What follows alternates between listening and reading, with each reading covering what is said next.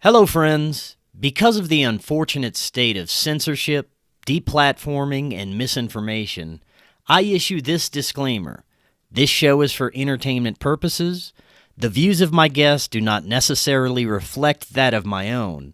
Always use discernment and enjoy this episode. I think it's just going to get weirder and weirder and weirder, and finally it's going to be so weird that people are going to have to talk about how weird it is. Eventually people are going to say, what the hell is going on? It's not enough to say it's nuts. You have to explain why it's so nuts. The invention of artificial life, the cloning of human beings, possible contact with extraterrestrials, the systems which are in place to keep the world sane are utterly inadequate to the forces that have been unleashed. Welcome back to Forbidden Knowledge News. I'm your host, Chris Matthew. Today my guest is Duane Hayes. First, a couple of announcements. The Forbidden documentary, Doors of Perception, will be available for you to download the special edition pre-release version by the end of the month. If you'd like to put in your order now, it's only $5. Email me, forbiddenknowledgenews@gmail.com. It will also be available soon on Vimeo, and we will have a downloadable version for you to purchase through Buy Me a Coffee. Also, watch the first documentary, Forbidden documentary, Occult Louisiana. That's a great way to help support Forbidden Knowledge News. It's available on Tubi and multiple streaming platforms. You can also download our podcast episodes directly through Spreaker. That's always free for you. We are booking guests for March and April. If you have suggestions or you'd like to be a guest, email me, forbiddenknowledgenews@gmail.com. Today I want to welcome back to the show Duane Hayes. In 2012, as a defense to the increasing government tyranny, he chose the two most revolutionary of acts, telling the truth and growing his own food. He is founder of the History of Propaganda and co-founder of Bulletproof Publishers. Duane, welcome back. How you doing? I'm doing excellent. Thanks for having me, Chris. Looking forward to our talk on the Technate today. Yes, man. I'm very much looking forward to this. Always enjoy your presentations. We're going to continue with yet another about the history of propaganda, culture creation, and moral degradation of the United States, along with the implementation of the technocratic state. Today, your presentation is titled The Technate of America and the Myth of Human Progress. And in my perspective, these types of presentations are essential for everyone to hear, and especially those that are just waking up to the nature of our systems. You do a great job putting this information together, and it's very easy for people to understand the nature of the psychopaths that we're dealing with. Now, before we get too deep into this, just remind the audience where they can find you. Right. You can find me at bulletproofpub.com. The History of Propaganda on YouTube. Come find me on Twitter at Trivium Method, all one word. And then I'm Diego Garcia on Facebook. This is where we're really laying all of this technocratic history, how it connects to progressivism. And there was a well-said introductory statement by you in that this is very important for people to understand. And what we're showing now is that actually people are so focused on the technocracy and this movement of the 1930s that we're missing the actual lesson to be learned, the moral of the story, and that is the progressive era. This is where the technocracy came out of. And so today we're going to show you, we're going to start with a video on another podcaster talking about the technocracy, and then we're going to show you how they don't quite see the progressive era, and they're still sitting there kind of confused as to the directions that Trump is going and whether this is good or bad. And we're seeing a nation really in total narcotized dysfunction. There's just so much information that everybody's just whipped up into this fomented current of opinion, contradictory opinion, that a lot of people are left asking, can somebody make sense of all of this? And so that's really what our whole goal was. Right on. So, yeah, you can find me at all those spots. Perfect. I'm very much looking forward to learning more about this. Where should we start with your presentation? Okay, so first of all, perception and perspective are two different things. Okay, so what we're seeing a lot of is people with perceptions, looking at things through their personalized, biased, prejudiced filters. And we're trying to get everybody to move to a perspective, to an understanding, an accumulation of knowledge and information to fill that perception so that we can more accurately and properly see our world today, because it is critical right now. This is the moment where we may have a say in what our future world looks like, but in real time, we see things moving so fast. They're trying to out-accelerate us.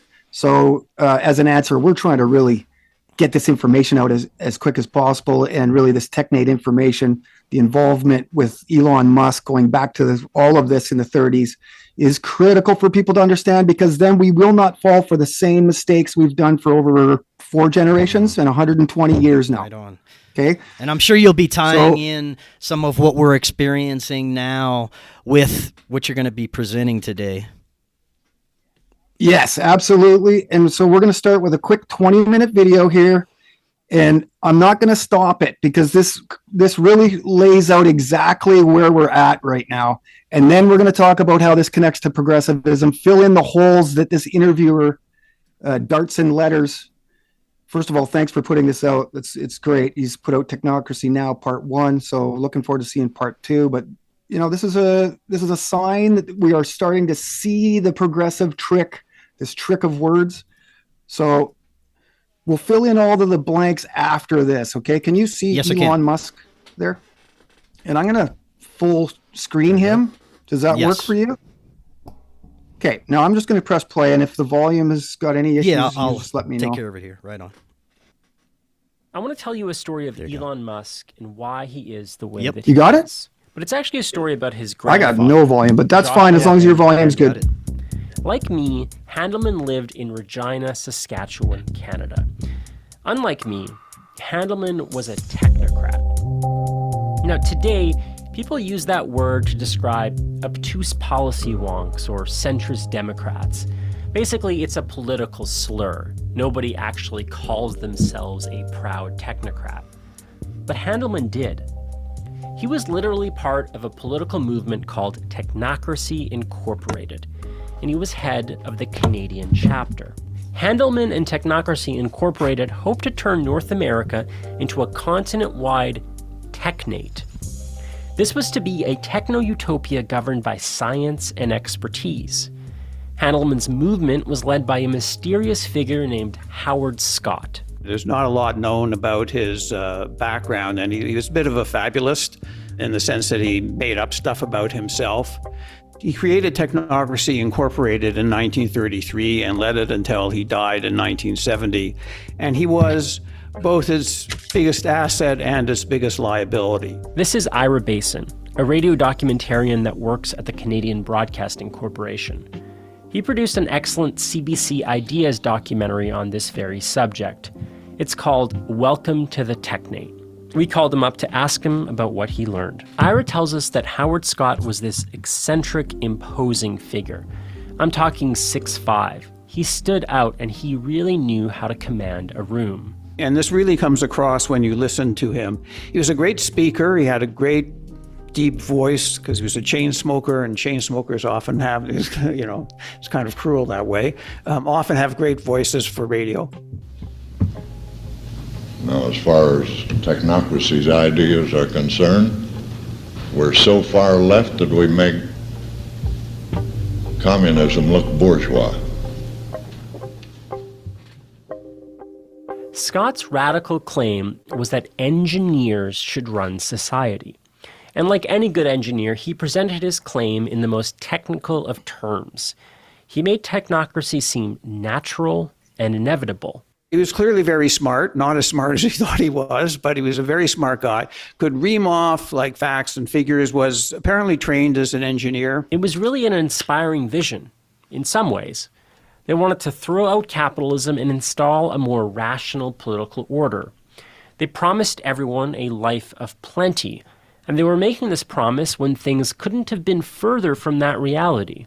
This was the Great Depression. So they looked around, as many people did in the 1930s, and said, what's wrong here? Like, why, how could this possibly be happening when we have so much wealth and so much abundance, and look at how much poverty and homelessness and devastation and hunger there is?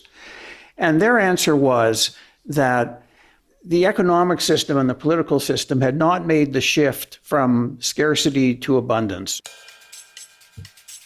Howard Scott thought that we humans hadn't made really much progress at all until the Industrial Revolution.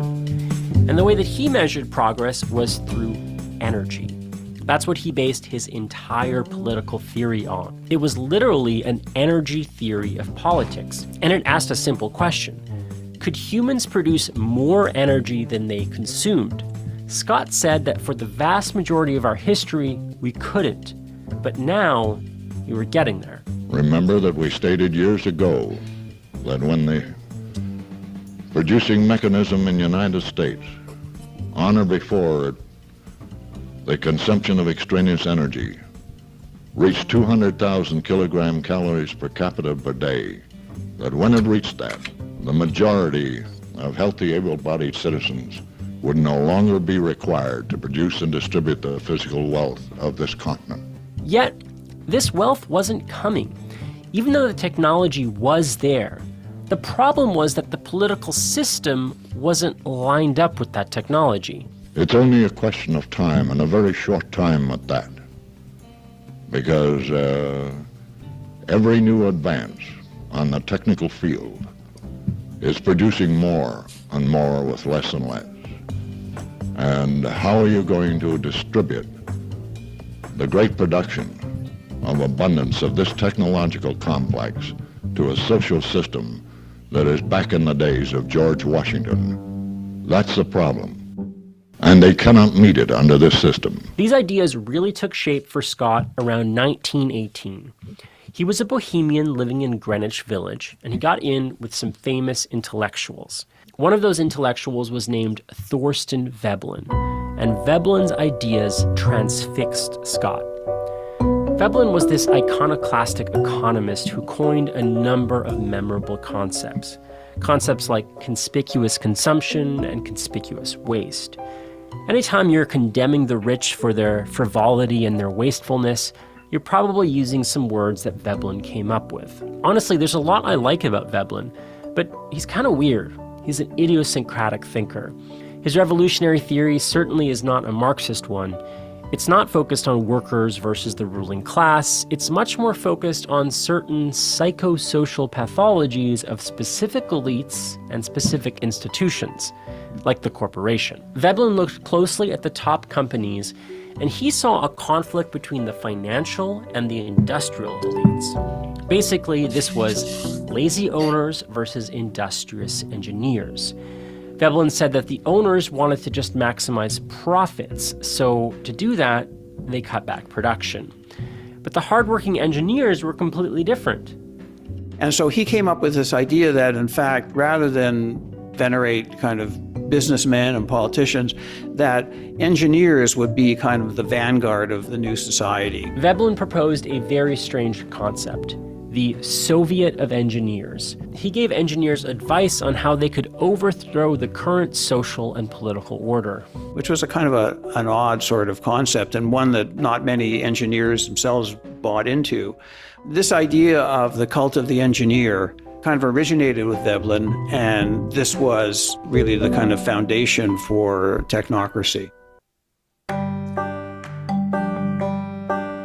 Scott took Veblen's ideas and built a circle of technocratic intellectuals. They called themselves the Technical Alliance, and they were based at Columbia University. This was kind of a research group, and they hoped to chart the entire U.S. industrial system. Scott did a lot of this kind of work, and it really excited people, including the international workers of the world. He became the chief evangelist for technocracy, and honestly, he was a pretty good one. In the early 1930s, technocrats routinely got glowing press coverage. They even got more features than FDR did at the time. This is according to William Atkins' book, Technocracy and the American Dream. Basically, very briefly, technocracy was the darling of progressive intellectuals, journalists, and policy elites. It was the most exciting idea of the time, even though it was a very radical idea. What they saw as the central problem was what they called the price system. And at the root of the price system was money. Money that was not rooted in anything, right? It was essentially a social convention that everybody agreed, okay, this dollar is worth so much. Scott proposed a radical new currency. The currency, which was not called money, but was called energy certificates, would be based on how much energy went into producing something. After you've determined how much energy there is within the Technate, then you divide that by the number of people who live within the Technate, and that gives you the number of energy certificates that you have to distribute. And you distribute them equally to everybody over the age of 25. This was a technologically enabled vision of perfect equality. And it turns out, didn't require that much labor, right? So in the Technate, you wouldn't join the labor force until you're 25 years old. Then you'd retire when you were 45. In the meantime, you'd only have to work 16 hours a week, and you'd get 78 days of vacation. There's a catch, though. This is not a democracy. It is a straightforward meritocracy. Scott's slogan was government by science, social control through the power of technique. This puts the most intelligent experts in charge. So if you're not one of them, you are going to lose some freedoms. But Scott insisted that this trade was worth it. The most common fear of the American people is having their freedom, of losing their freedom. How will technocracy compensate us? Individual liberty. Well, what freedom have you got if you haven't got the economic wherewithal to go with it? However, when journalists started to look closer into Scott, they found out that he wasn't exactly who he said he was. He didn't have much technical training. He did run a factory at one point, but he was actually fired for incompetence. He also didn't have the best personality. He gave this famous radio address in 1933, but it ended very poorly. When the crowd started peppering him with difficult questions, he completely lost his temper and just refused to answer. This was a huge embarrassment for the movement. But Scott's biggest weakness was not his technical bona fides or even his personality. It was his political theory of change. Even though he predicted radical technological change, he offered no radical political program to get you there. He thought, if you let nature take its course, technocracy will just inevitably come about. The technocrats then, all they have to do is research to prepare for this inevitable transition. This incensed Veblen and the other technocrats. They wanted a political program. Scott just refused to give them one. And incidentally, this was all happening at the very same time there was a radical new political program being offered. The New Deal. A prompt program applied as quickly as possible seemed to me not only justified, but imperative to our national security. The New Deal was like technocracy light. FDR famously had an expert brain trust. He embraced radical progressive reformers, and he flexed the muscles of government planning to lift the U.S. out of the Great Depression. First, we are giving opportunity of employment to 250,000 of the unemployed, especially the young men who have dependents, to let them go into... But FDR also knew a thing or two about political organizing and political persuasion. He mobilized against the financial elites, and he encouraged labor organizing. His administration even produced impressive propaganda and created lavish buildings and radical artistic production. He basically brought technocratic ideas and populist ones together. For some technocrats, this was an opportunity, albeit an imperfect one, but still an opportunity. For others, it was simply a perversion. When Roosevelt became president of the United States and brought in the New Deal, some of the people that were involved in the Technical Alliance went to the New Deal because they thought that they could, make changes, and Howard Scott wasn't interested in any of that. It's not only the New Deal. Some technocrats also form different technocratic organizations, one with a more compelling political vision. or they turn to Upton Sinclair's Socialist Party. It's a total splintering. But Scott holds the course. And so they went off, and he was left and started this organization called Technocracy Incorporated in 1933 and led it for the rest of his life. Technocracy Inc. becomes a quasi-social / research group. But the splintering had done its damage. That very same year, 1933, the press declares that technocracy is dead. It definitely gets supplanted by FDR and later by World War II. Then you have the post-war boom and enormous economic growth. In that context, people just sort of forget about technocracy. Life was good, right? And then you get to the 1960s, and Scott is still out there preaching technocracy. But in the 1960s, there were lots of other like protest movements that were going on that he really wasn't all that relevant anymore. And he died on New Year's Day, 1970. And one of the problems that they had is that he had no interest in training anybody to succeed him. And so when he died, they really had nobody to pick up the reins. And they've been kind of a weird little rump organization ever since. But they do still exist. Our producer Mark Apollonio reached out to Technocracy Inc.'s youngest board member, Parker Doobie. He's a PhD student in bioengineering. And just like the OG technocrats, what he mostly does is research. All technocrats should study technocracy continuously. And so it's not just about going through the fundamental texts like the study course or the words and wisdom of Howard Scott, things of that nature. Basically, when I say study technocracy, it's not just that, but you also have to study everything that's currently going on around the world all the times. And so I'm studying everything from Native American culture to nuclear engineering sometimes, trying to gather a Doobie says that recruiting new members is tough because the concepts are very complex. So he acknowledges Technocracy Inc. is currently in a lull. However, I see that as we see more and more economic disparity, economic problems, economic woes, it'll be what occurred during the Great Depression. Individuals will go looking for possible solutions to what they perceive as problems, and will be one of the top. Which brings me back to Saskatchewan. Weirdly, for reasons I can't quite explain, it seems that technocracy held on the longest in Western Canada. Like I said before, Joshua N. Handelman was the Canadian head of Technocracy Inc. Remember, Handelman is Elon Musk's grandfather. Handelman left the group during World War II because Technocracy Inc. agreed that the U.S. should collaborate with the Soviet Union in the fight against fascism. Handelman just did not approve of that because he was so staunchly anti-communist. After that, he turned even more rightward.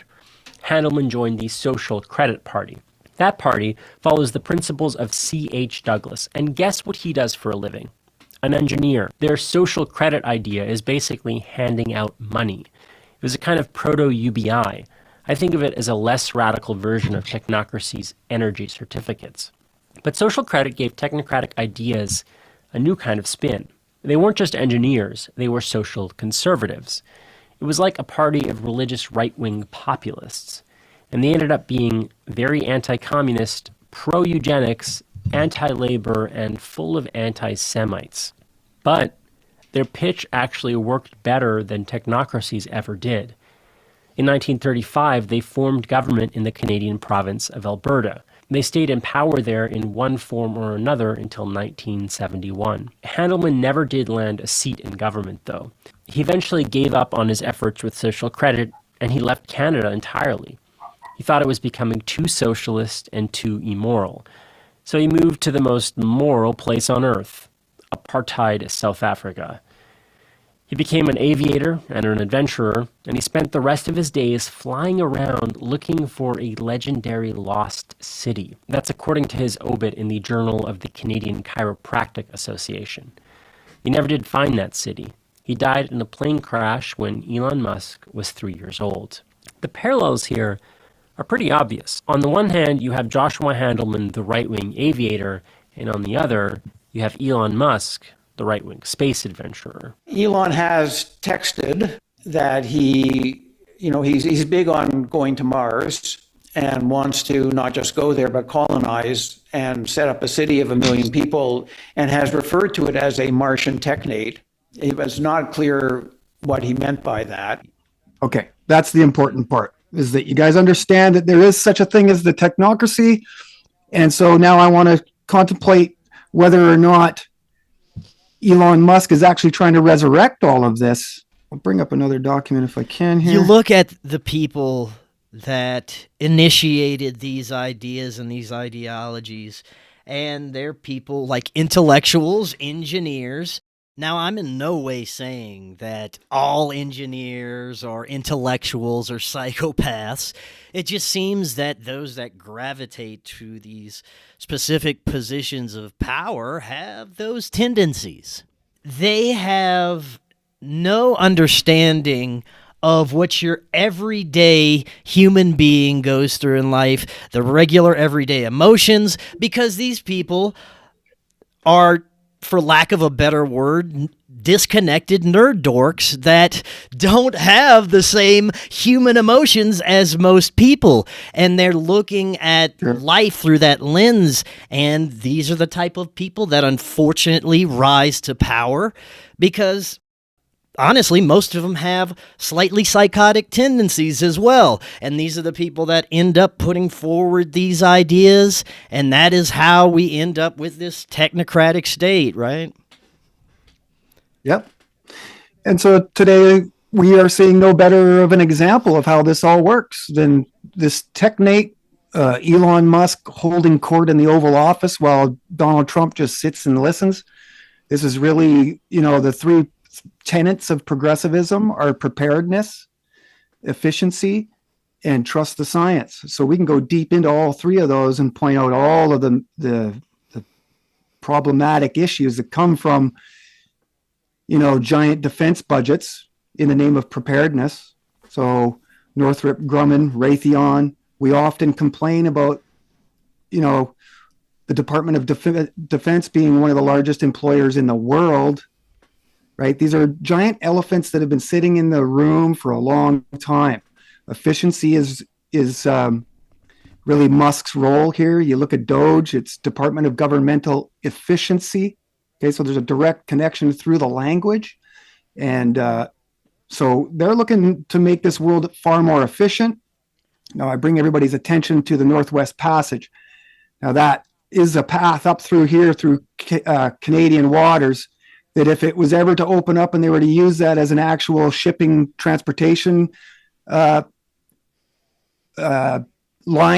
which they've already opened up. There's been one successful run from Vancouver to Finland through there. And so this is really what they're thinking. And if that ever was to open up and become an actual transportation causeway, Canada would be one of the leaders in the world all of a sudden. And I think that this all centers around the Arctic and the Northwest Passage, the Northeast Passage that's on the other side that Russia has. And so this is a changing of perception into perspective here. We are used to looking at the Mercator map and the normal boundaries and borders that we see in North America. Well, here's a changing of perspective when which I don't recommend we do, when we listen to the mainstream media talking about Greenland, the ownership of Greenland, the ownership of Panama Canal, the renaming of the Gulf of Mexico, which has already happened. The Alberta Premier here in Canada are talking about removing provincial borders. Our own PM, our dead man walking PM, Justin Castro, on his way out, is talking about annexation by America of Canada. So, Musk's grandfather being a founder of the Canadian technocracy starts to put all of this together. We see the connections today with efficiency back to progressivism and, this ominous continuity that goes through the technocratic movement. It's pretty hard to make an argument against this, that this is really where we're going, this sort of one step away from a one world government. I'm already seeing where news outlets and people are proposing that because at the top of this, of the Arctic, we connect real close to the Scandinavian countries, Sweden and Finland and all of those, that they are actually the next to join. So we're seeing this move that for a long time, Chris, you and I have contemplated whether we would see it in our lifetime. Well, here it is. The Technate of America is really what's being driven home. We looked at, if you listen to the inauguration speech of Trump, he mentions manifest destiny. When we go look in the Oval Office, and I've shared this on Facebook, we see that, each president gets to bring in their own statues and paintings and busts of those that inspire them, and they're indicative of the direction that they want to go. Now, the Resolute desk was built from the HMS Resolute that was lost up in the Arctic looking for the Northwest Passage. When they decommissioned that ship, the Queen, and gave it back to the Queen made that Resolute desk and gave it back to America as a gift. Now, that Resolute desk has basically been used by every president since Carter, but there's a direct continuity there all the way back to Theodore Roosevelt and McKinley, this manifest destiny. When we look at Abraham Lincoln and William Gilpin, who's a major proponent of manifest destiny, so we're talking early 1800s to mid 1800s, he draws up this Gilpin's Cosmopolitan map that shows a railway that goes across the Great Bering Sea. We see Trump connecting back to Lincoln through busts that he's personally chose to be there. Also of Theodore Roosevelt, who's a key guy in the establishment of this international movement. Theodore Roosevelt, 1907, is really the catalyst to bringing the international movement together. And so when the guy was talking about communism, it's really what we're talking about is internationalism, because you can go back to the first international movement, and Karl Marx is there as a journalist, and he's the main factor, the main figure, historical figure there. So, we're looking at this and we're thinking it's a no-brainer that this is really where they're going. So I encourage everybody to share that. Well, it's a no-brainer for folks like yourself and myself, but I have been warning for the longest time that what we're seeing with this administration is a trap. It's a sleight of hand. They're showing you all the wonderful things that are going to get the people that are Trump supporters even more wrapped up in everything, and those that are on the fence looking at it like, oh, he's doing some good things. Maybe I should give it a chance while he's doing all these things. The other hand is dipped in Israel, dipped in the technocratic state, and rolling it out as you're paying attention to all the other stuff. Yep. That's exactly what I'm telling people on Facebook right now. Change your perspective to perception and look at the other hand. Don't look at what this hand is doing. Look at the other one. We should have learned this by now. And this is the progressive trick. So Buddy was talking, you see how he dances around progressivism in that 20-minute video that we showed? He even says progress a couple times, but he doesn't say progressivism. And you can see that he's kind of confused as to where this is all going. But once you understand the progressive era, the stuff that you and I have gone through on the 4 or 5 shows that I've been on here, I encourage everybody to go back and find those and look at how progressivism was first established in America, and you'll see direct continuity to the technocracy, okay? And why this is important is because the answers and solutions are in the progressive era, not the technocracy. So we see people like Derek Brose, a lot of these larger alternative figures, they don't want to talk to me about progressivism. I've been blocked, muted, all kinds of things from the tragedy and hope community to, even bigger names that you would recognize. They just don't want to touch the progressive era because that's where the solutions are. And I think that this is really what is being kept by the gatekeepers. We talk about controlled opposition, limited hangouts, gatekeepers. Well, what information are they holding back from us? This, it's I can't share this article on Facebook. So I screenshot it, but I want you guys.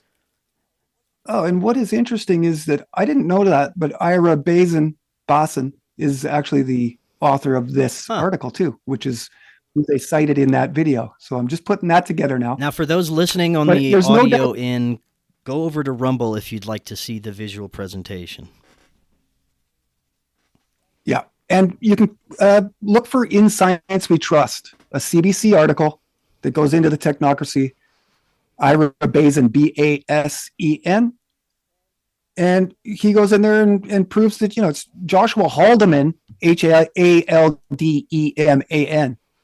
That's the actual uncle of Elon Musk. And so there's really very little room to argue here of where this is all going. We're seeing the resurrection of the technocracy by the grandson of the founder in Canada. To me, there's just no doubt.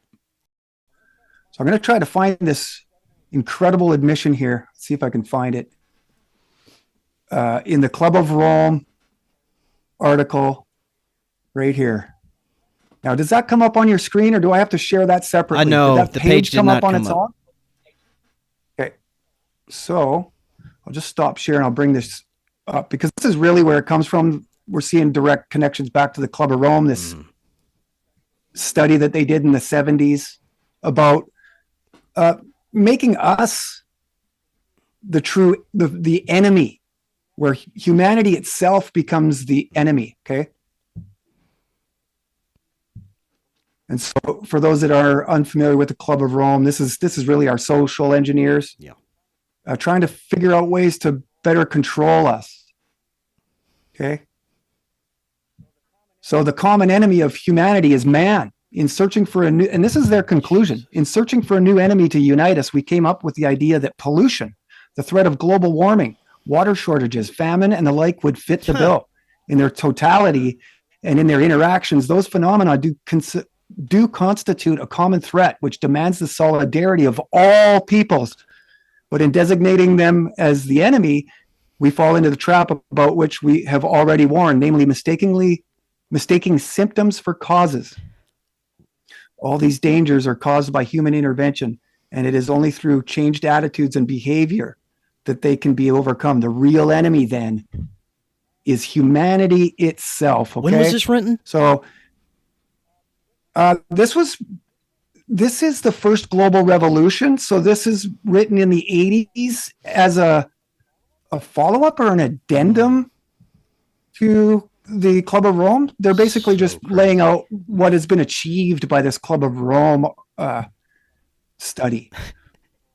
So I encourage everybody to go check that out. I mean, we need to connect to source here. This is really important. We need to connect to source. Go to the book yourself, read that paragraph yourself, go to the front of the book, look at the first printing dates, look at who's printing these, who's publishing them.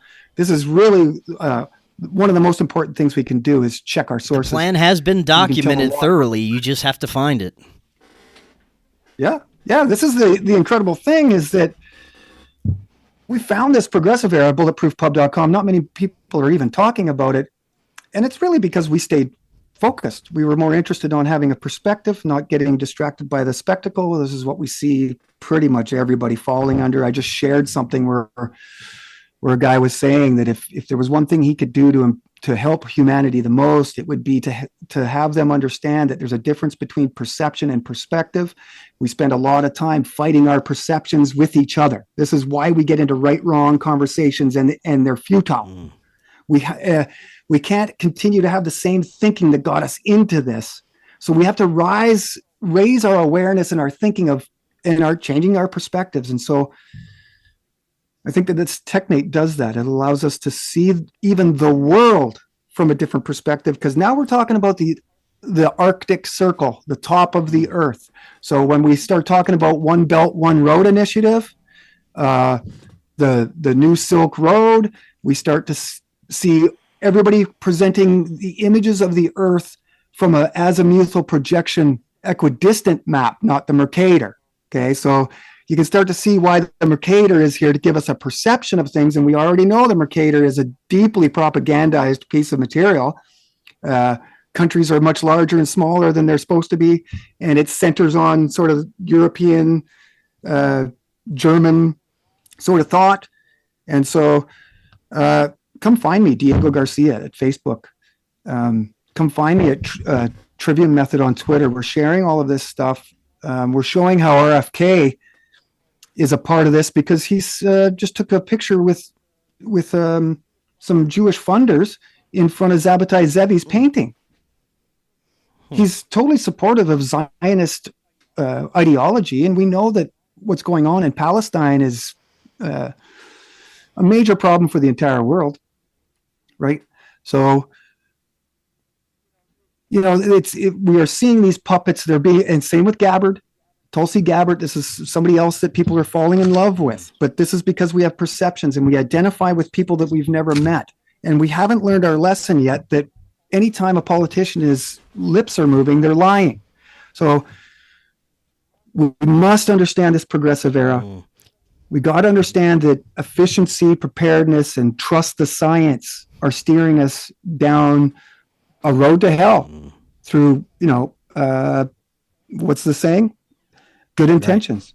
Right. It's this trick that and Trump and Musk are doing it right now. And you can see that everybody's, a lot of truther movement is being fooled by this because they're like, yes, he's going to get rid of the Federal Reserve. Yes, he's going to get rid of income tax. But all of those things become redundant in the new system. Mm-hmm. This new digital system that of course, they're going to discard all the old stuff. So this is very interesting moments in history because I remember before my dad passed, he asked me one of the greatest questions. How do you know that you're not aiding in all of this by exposing it all? Well, here we are now.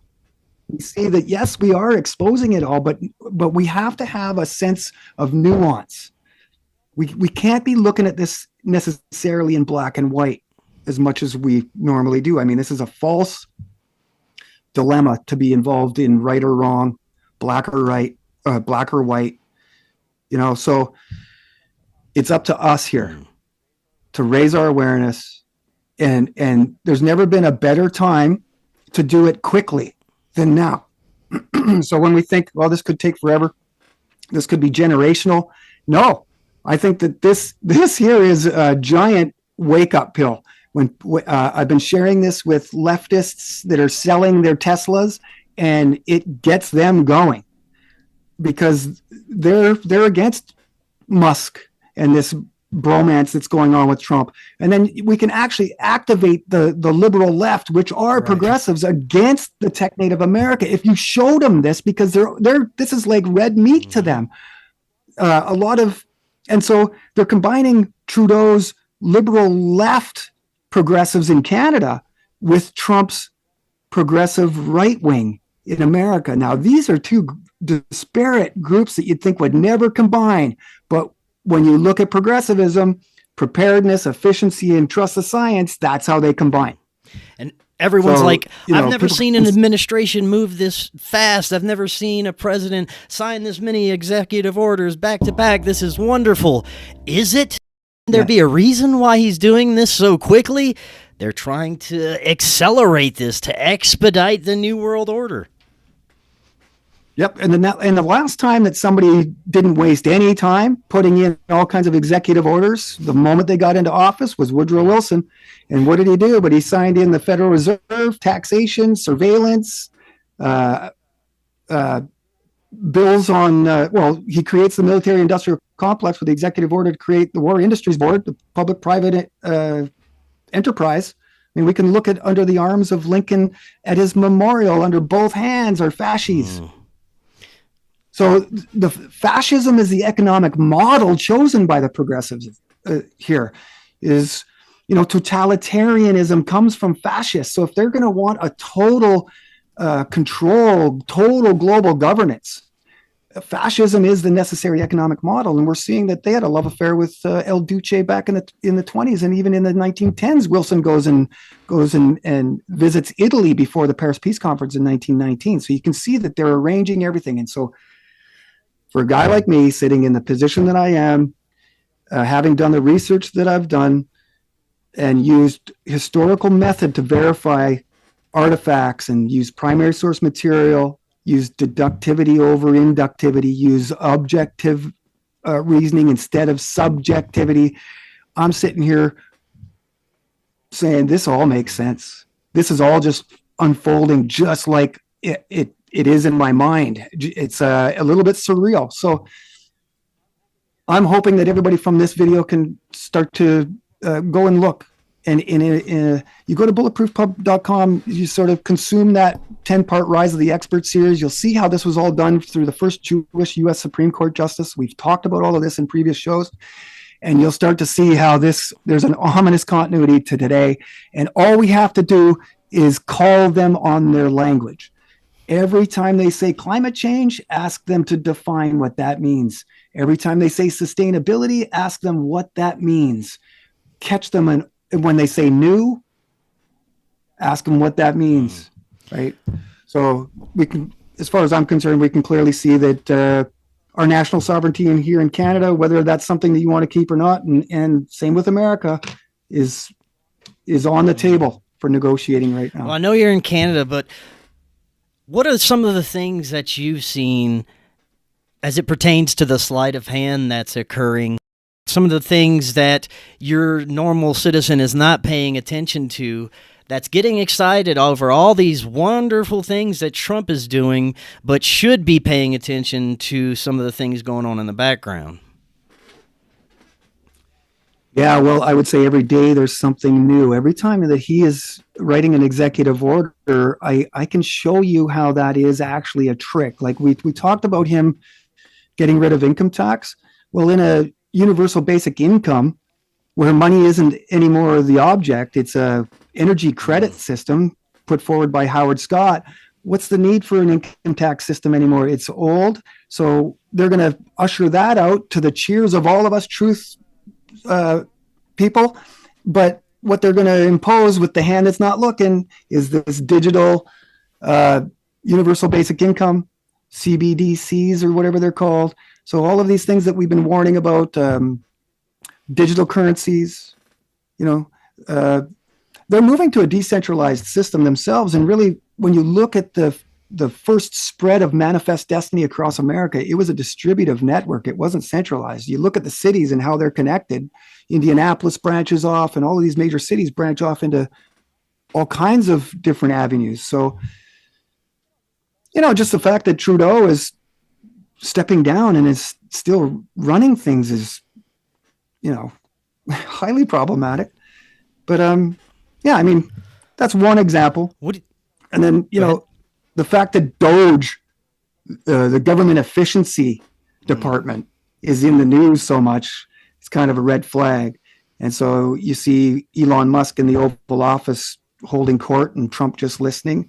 That was pretty profound for me. We see a lot of Trump fans sort of apologizing, making excuses for this behavior. And then I also see a lot of people going, why the hell are we listening to Musk? We didn't vote for him. Now, that's a great question, because this is how it happened. This is why we were controlled during COVID, not by our elected officials, but by the opinion of the scientific expert. So we have not lived in a democracy. Your vote has not counted since before your grandfather was born. It doesn't matter who is watching this and how old you are. Your grandfather was born into this just the same as we are. So if we really want to flip this and we want to be the generation of heroes, we need to think a little bit deeper. We need to understand the progressive era. Well, let's talk a little bit more about possible solutions. The people that gravitate towards these positions of power, they seem to be essentially psychopaths, and they don't understand the true human condition. They're putting forward ideas and policy based on what they desire for themselves, power and greed, and it has nothing to do with what's beneficial for humanity. How do we get people that have the best interest of other human beings into positions of power when it seems like folks like us don't want to have anything to do with that? And that's mainly because we see how corrupt the system is. It would take a complete collapse of everything to start rebuilding with a positive foundation towards everything. So, of course, the first steps we can take is clean our own houses, take care of our own lives, check out of as much as possible without harming ourselves, move out of smart cities, don't participate with any nonsense, don't buy toxic food, these things that we talk about all the time. But it seems like they're rolling forward with this no matter what we do. They've already put all the pieces in place, and they've obviously been planning this for a very long time. They're going off of this playbook, and it seems to be rolling forward no matter what. What do you think the solutions are? Well said, first of all. I would say that first thing we do is educate ourselves. Okay. We all talk about the education and the knowledge that was removed from our education system, our K through 12. We understand that we were all deliberately dumbed down, and this is why, because they wanted us disinterested. This is the word that they use. They wanted us disinterested in our political environment. And in that void came the scientific expert opinion. And that built blissful ignorance. And within that blissful ignorance is a degree inherently built into that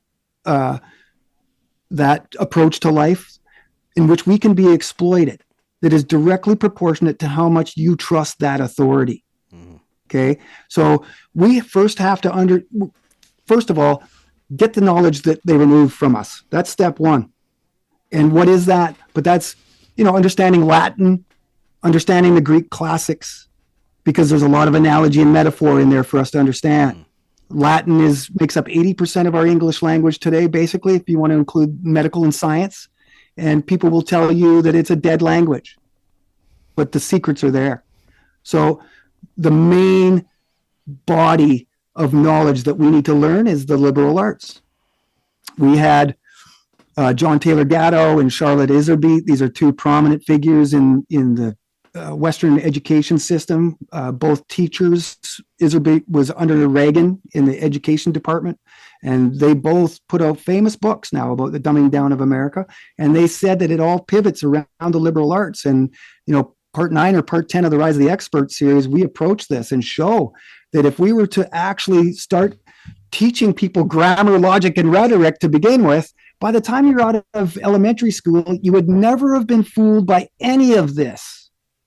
So that means that by the time you're not even a teenager, these politicians' lies wouldn't work on you if you understood logical fallacy, which is chapter 9 of the Trivium.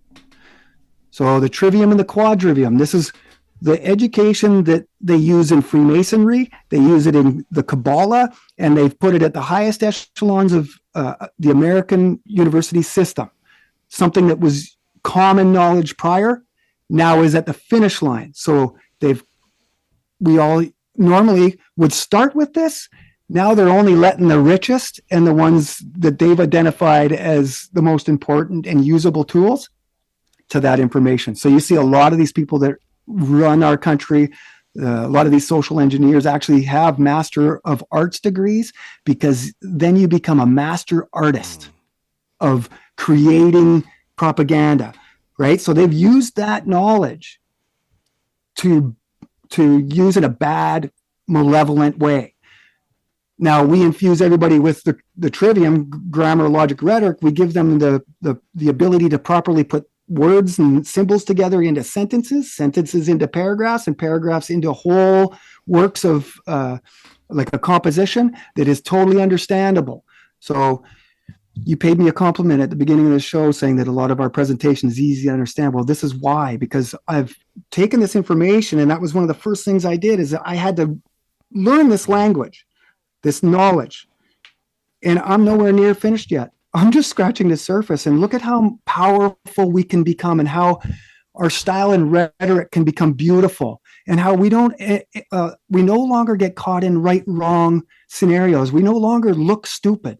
We just present information, and we do it in a calm, reasonable manner. We're not here to inflame. We're here to, temper people's emotions, because emotions take us away from the truth. So this is the education. This is what that knowledge teaches us. All of those abilities to be graceful, to be knowledgeable, to be powerful, right? What's the saying? A well-developed individual is a perfect antidote to a tyrannical government. So this is the first thing we need to do, is take responsibility for our actions and our beliefs. Put our nose in the Trivium and just start reading it. It at first is something that, you might get through 2 or 3 pages and just be like, wow. But this is your introduction to that information we should have had when we were 5, 6, 7 years old. So, yeah. before we worry about anything else, we first of all have to be smart enough to know the differences between the institutions we want to remove and the ones we want to keep. I would say that anything that is social science research should probably be on the chopping block right now, because this is them studying us, figuring out our behaviors, and then using applied science and Norbert Wiener's feedback loop to then steer us like a ship in the wind.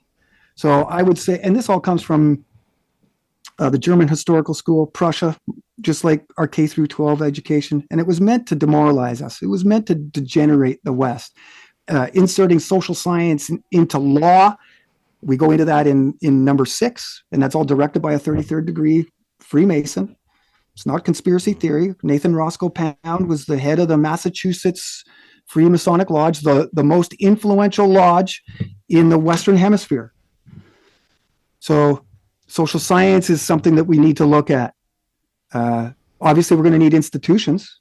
We need to educate our youth. This is really the cornerstone of a healthy society, is educating our youth with the proper information. So right there, if we were just to draw a line and say, okay, every kid from here on out gets the trivium in grades 1, 2, 3, 4, 5, all of a sudden we have a bunch of kids you don't have to worry about, because they've learned all the names of the lies, whether it's an ad hominem or a argument from authority or a red herring. All of these are meant to distract us and keep us away from the truth. So the way that you find the truth is you remove contradiction, you remove falsity of fact, and you remove logical fallacy. And so these things really help us all of a sudden to start to see. So in the year 2025, we're about 4 or 5 generations of a Xerox copy, right? Yeah. So I don't think that it would be responsible of us right now to just start making wholesale changes without knowing what is going on. Now, it would take us a month to read that book and fully understand ourselves. So in a month, even less than that, depends on how badly you want it, we can really, by the springtime, start to make real decisions in our life. And I think that voting isn't going to help. We talk about hopium, voting harder. All of these things have failed and failed and failed and failed. I think that we need to activate.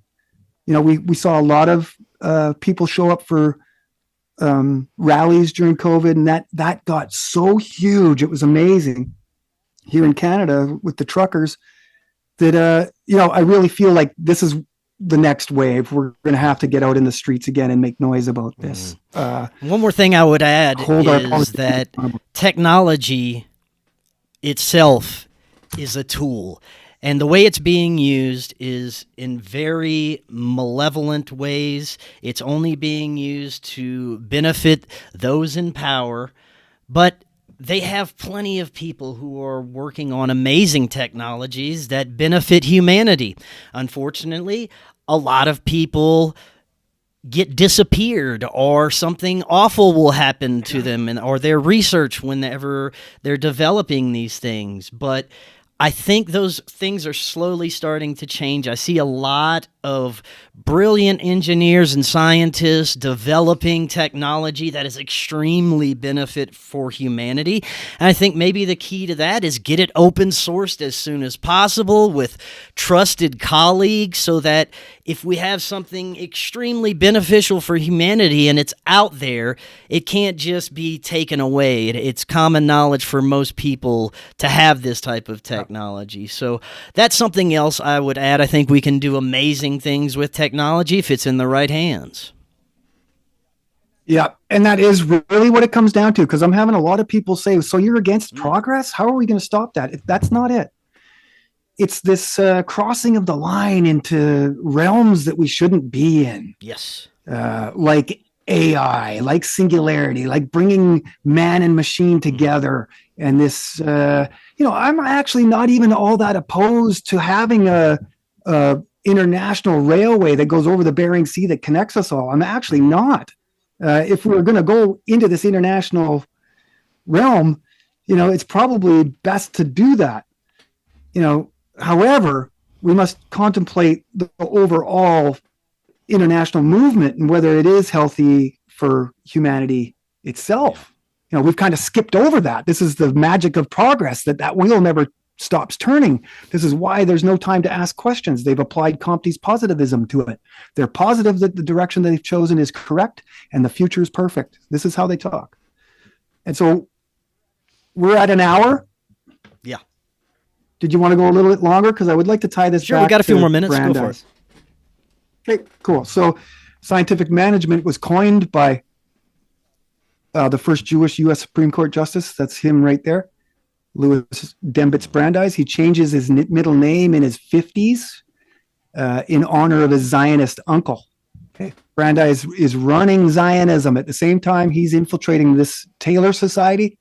So if anybody's unfamiliar with Taylorism, this is one of the most influential isms of the 20th century. This is where they scientifically managed everybody. And there were wars fought, okay?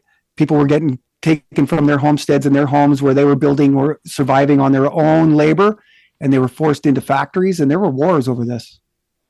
So this is an era of history that very few know about. I'm just going to sort of flash through this because it shows direct influence from Skull and Bones. So Russell Sage Foundation is funding this book here, Fatigue and Efficiency, and all of the books that Brandeis and the National Consumers League are putting out in this direction. Brandeis is the one to set precedent in surveillance, sterilization. So this is the origins of the eugenics program, rights to privacy, sedition. He lays the groundwork for the New World Order.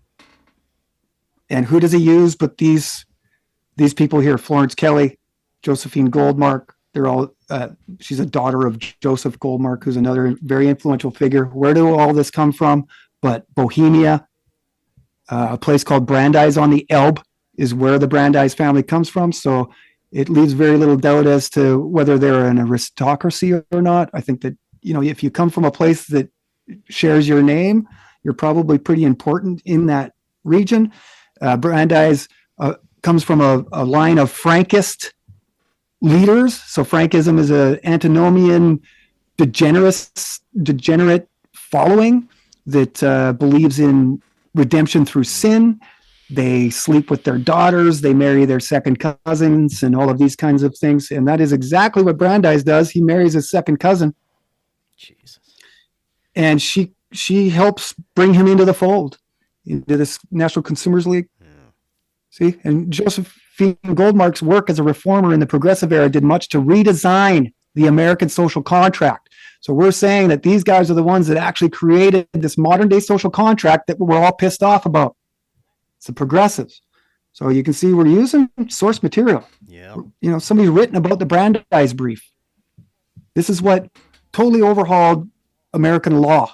It's called the Brandeis Brief. And anybody will tell you that Brandeis was the main practitioner of sociological jurisprudence, this application of social science. Instead of arguing things on law now, Chris, we're going to argue them on stats and data and facts and subjectivity. The first Brandeis Brief had over 100 pages, and there was very, very few of a legal argument. We see where even the judge in that case, when he was making his final conclusion, stated these things, that Brandeis was setting a new precedent with copious collections of facts and statistics, but technically speaking, they weren't authorities in and of themselves. So this is exactly what we see today with Black Lives Matter and all of these movements. They're using these pseudo-race related arguments, and it all comes from the progressive era. And we've been sitting here for over 100 years being fooled by it. And I'm telling you, if it's within my power and my energy, we are going to flip this. I've been a cycle breaker. I think many truthers out there are cycle breakers, and this is our mission. We've got to make sure that people see this. So I invite you to go look at any of these sources. Fabian Freeway goes deep into Brandeis' involvement with the Fabian Society. This is what Brandeis really creates here in America, is the industrial democracy.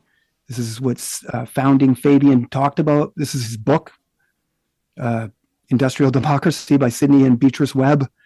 The Great Society that was written by another Fabian founder, Graham Wallace. Very close friends with Walter Lippmann, who's another pioneer progressive, who we consider today the founder of modern journalism. So these things start to connect in ways that blow your mind. And they all live together. We've covered this, the House of Truth, one of the episodes we did, I remember with you, maybe have been even the first episode I ever did with you was on the House of Truth, because I felt like that's really where we needed to start, where they flipped the definition of liberalism from classic liberalism and our, the rugged individual, the well-developed individual, our ability to speak, think, and assemble freely, to neoliberalism and this want for more centralized government and a giant nanny state and the government to help us. This is what we're seeing now.